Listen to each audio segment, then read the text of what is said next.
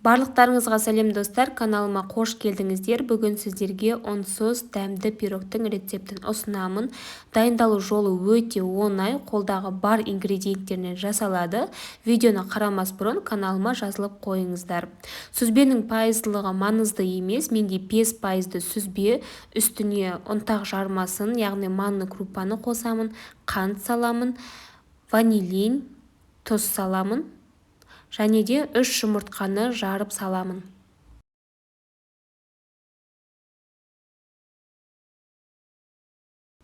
Бөлме температурасында қаймақты саламын, барлығын блендермен араластырамын.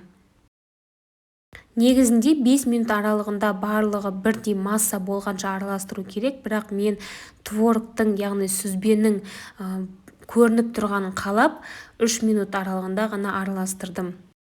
Форманы майлап, шет жақтарына манканы жағып, ішіне салманы саламын. Осы жерде духовканы 170 градусқа қосып қоямыз.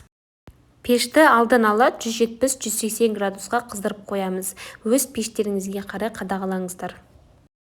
Пісу барысында пирогымыз үлкен болып көтеріледі, яғни воздушный болып тұрады, ал суыған кезде ол төмен қарай түседі. Ол қалыпты жағдай, ол солай болуы керек.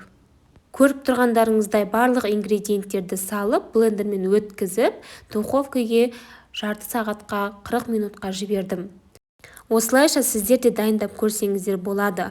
Маған сеніңіздерші, бұл өте дәмді десерттердің бірі болып табылады, және де ешқандай ұн қосылмайды.